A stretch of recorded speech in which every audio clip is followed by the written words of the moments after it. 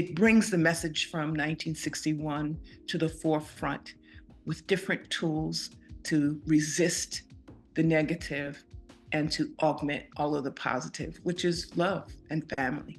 Hello, fellow 13 superfans. I'm Chelsea Lynn from 13's One to Watch. As you know, my pick for May was Purlie Victorious, a non-Confederate romp through the cotton patch on great performances. The show was written by Ossie Davis, and the 1961 production starred Ossie alongside his wife, Ruby Dee. I'm going to be speaking with three people who were instrumental in bringing the show back to Broadway.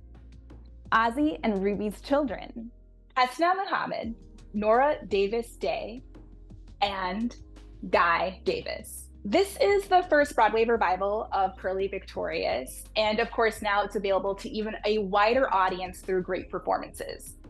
Why do you think it's important for today's theatergoers to see this show now? I think it's important for today's theatergoers to see Purlie Victorious now because of the message. It was written in 1961 when we were at a different place in our movement for civil rights. Emmett Till had just been killed. The Freedom Rides were just getting ready to start. And the message, especially for Black folk and Black men, was different. And now, in 2023-24, we still have the same problems, but our sensibility is a little different. And we still need to hear the same messages. There are messages about love, certainly about racism and oppression and the theft of land and property, but also about the resistance to those things, the resistance that you get from self-love and the release of the other person's gaze and need for approval. This story is about family. It's about the reclamation of stolen property. It's about the elevation of women and the establishment of a Black man as a leader and a warrior in this time. So I think it's important because it brings the message from 1961 to the forefront with different tools to resist the negative and to augment all of the positive, which is love and family. I would add, if I may, that the play reminds us of great tools we have, such as the United States Constitution and the Bill of Rights. Mm-hmm. And so indirectly that reminds us to vote and to be aware and to be woke, so to speak. As the oldest, I remember it as having been really written in the late 50s, very late 50s, and found its feet in 1961. So truly, as Hasna said, it was a child of the Brown versus the Board, so many things, Emmett Till, so many other things that sort of came together in Dad's mind. And I have always remembered, almost word by word, I think all three of us have the benediction, the epilogue, that so many people come up to us now and have been so affirmed by. Now, you mentioned that this was the first iteration of the show, but there were maybe a few other versions of Purlie Victorious. Why did you think it was important for this particular version to be the Broadway revival versus maybe the musical version?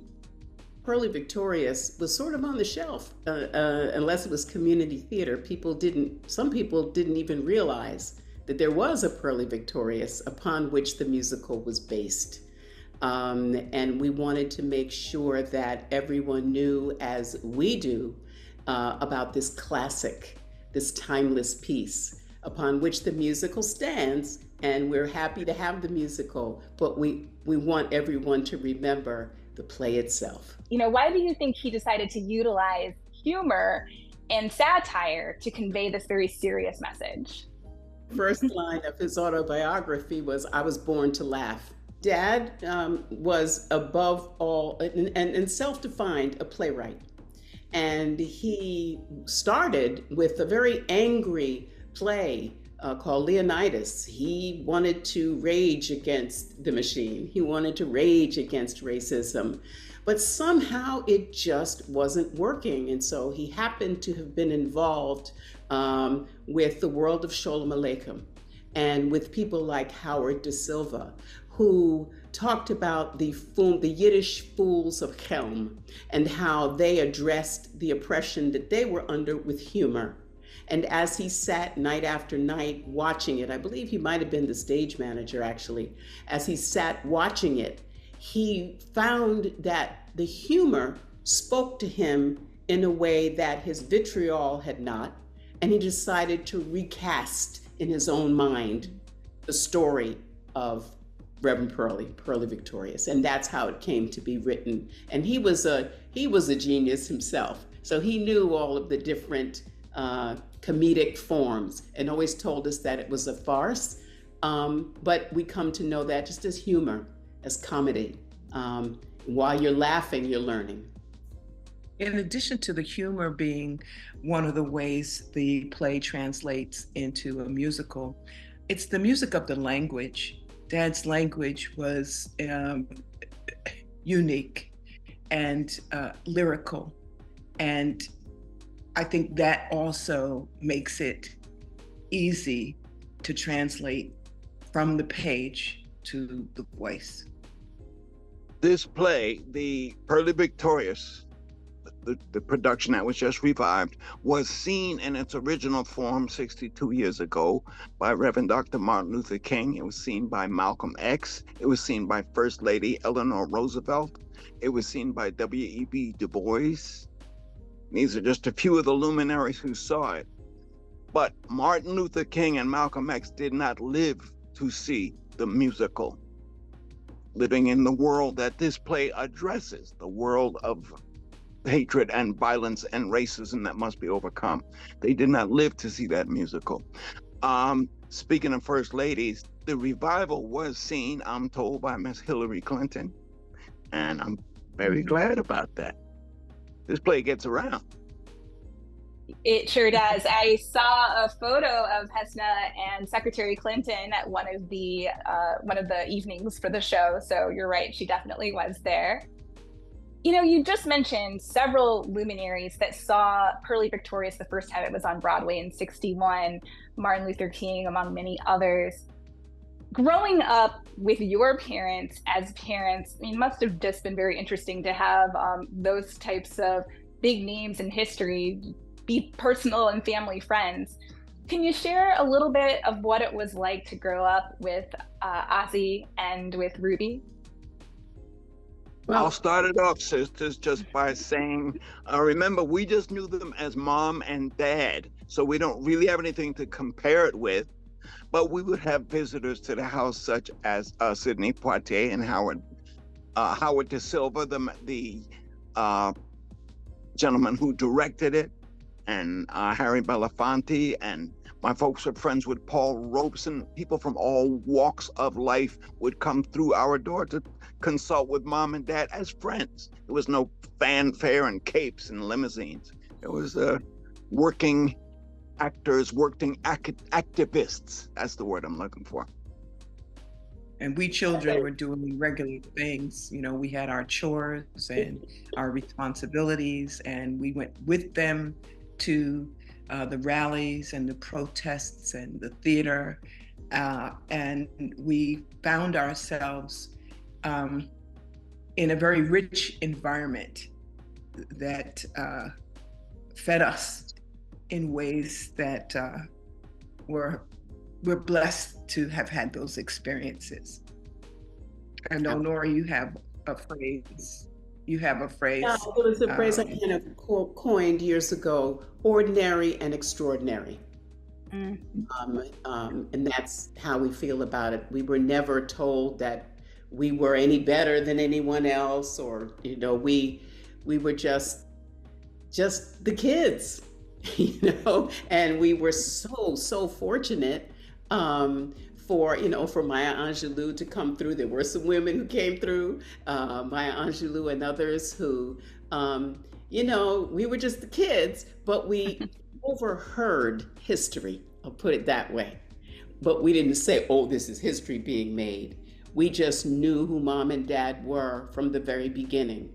And so the unfolding of meeting of other people was just a natural way we lived. We didn't know it was that special at the moment. Okay, like other children, we had to get our homework done, like everybody else. Okay. Even during the great blackout of the Northeast, but that's another story. But we always had the people at our table. Dad and Mom were both storytellers, and they also, in addition to the stories that they told us, in addition to the history that they brought to the table, they engaged us in it. For example, I remember Mommy always talking about why Mamie Till kept the casket open, and what were we, the three of us, what were we going to do to address poverty? How were we going to increase the number of African Americans behind the scenes? These were the conversations that we had. And we always talked about the people. They were a part of our family, the people, and the plight of the people and the struggle of the people. So that's what it was like for us. We lived with activists who brought us along with them, with artists who influenced us. His music is in this iteration of Pearly Victorious. And they taught us the value and the role of family in all of that, which is our greatest blessing. That is amazing. Thank you so much for sharing that. One thing that's always impressed me so much about your parents is that they were actors and A-listers of their day. I mean, in One to Watch, I even said that for me, they're American royalty.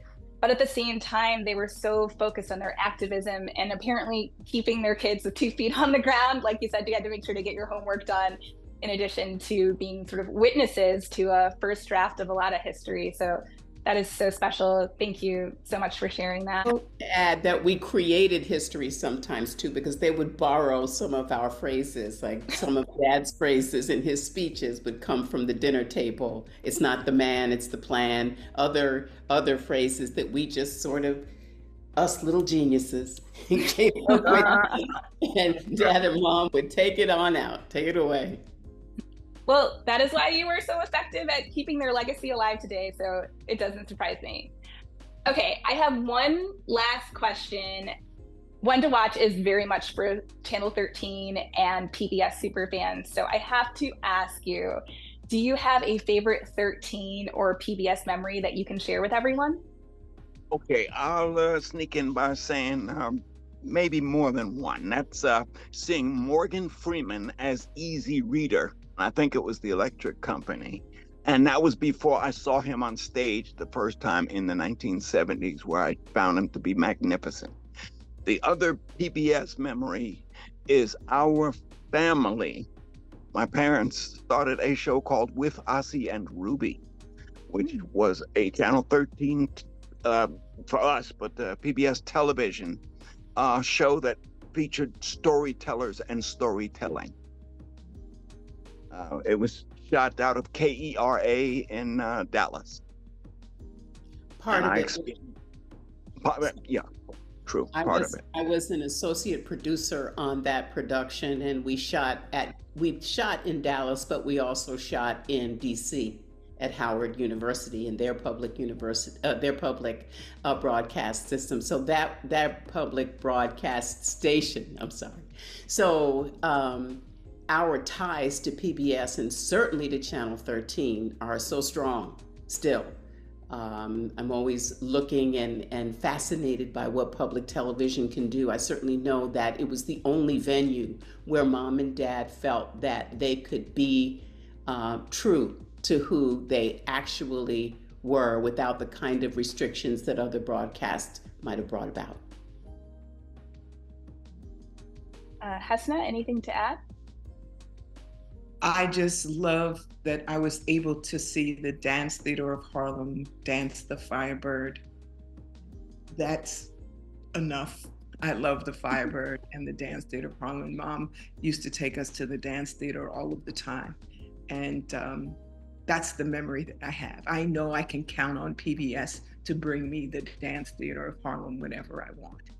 I mentioned during One to Watch that somehow I didn't get to see Pearly Victorious when it was on Broadway. So I'm so thankful that I could see it on Great Performances because I might have missed it. And that's why Great Performances and so many other Channel 13 programs are important for our community. For most of our childhoods, we did not have television. Dad and Mom said that when they finally got some Black folks on television that we might get one. So we did. And often, very often, the station that was on, the channel that was on was Channel 13. So that's how we got introduced. So it was a favorite of Ozzy and Ruby's as well. That's so good to know. Is there anything that you'd like to add? Anything I haven't asked? There's a very interesting difference, tiny difference, in the play from 1961 and the play from today.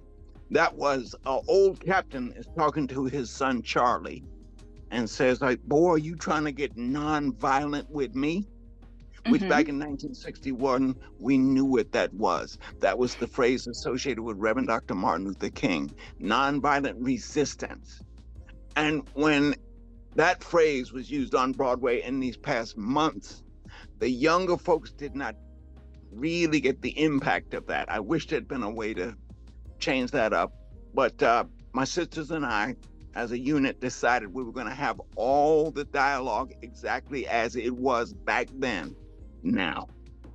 So, and there was an educational component that we sort of insisted on, and of course we met no resistance from anybody to that part of what happened. And so, Guy, if they didn't understand, Hesna can probably address the fact that because she was at many of the talkbacks and spoke to the students, so that we could put in context for younger people not only the importance of coming to the theater, but what this particular play meant. We kind of translated.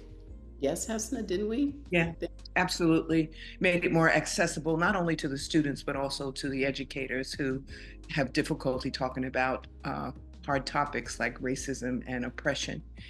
One of the things that I'd like to add is our sincere appreciation for Jeffrey Richards, as well as Louise Gund and Bob Boyett and Hunter Arnold, the main producers.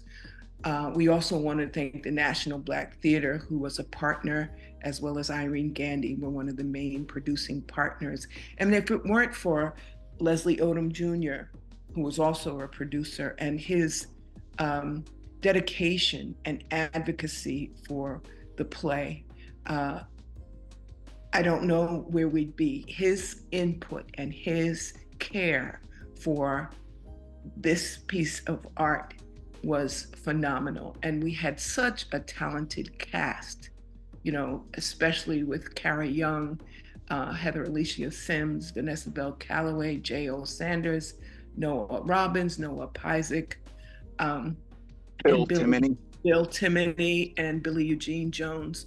The cast was phenomenal. They got it, and they wore the words and the message in a way that made the story and the play fly. And we are so thankful and grateful for that. We are, and we have adopted Jeffrey. He knows the play better than we do. His mom was very much involved as behind the scenes in the original production. And I'm telling you, we would watch him mouth the words.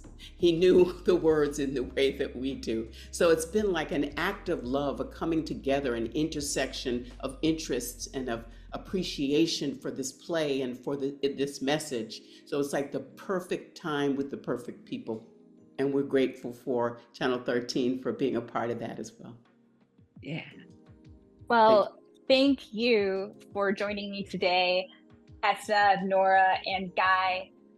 I love a good backstory, so understanding more about how Pearly Victorious got back to Broadway and how it is now available to be streamed through Great Performances has just been such a highlight for me, and I can't thank you enough. So let me remind everyone that Pearly Victorious is streaming now through the 13 app on Great Performances. And that's the 6-time Tony Award nominee, Pearly Victorious, by the way. So make sure to look out for them on the Tony broadcast coming up in June. Again, thank you so much for joining me, 13 Superfans. I'll see you on the next One to Watch.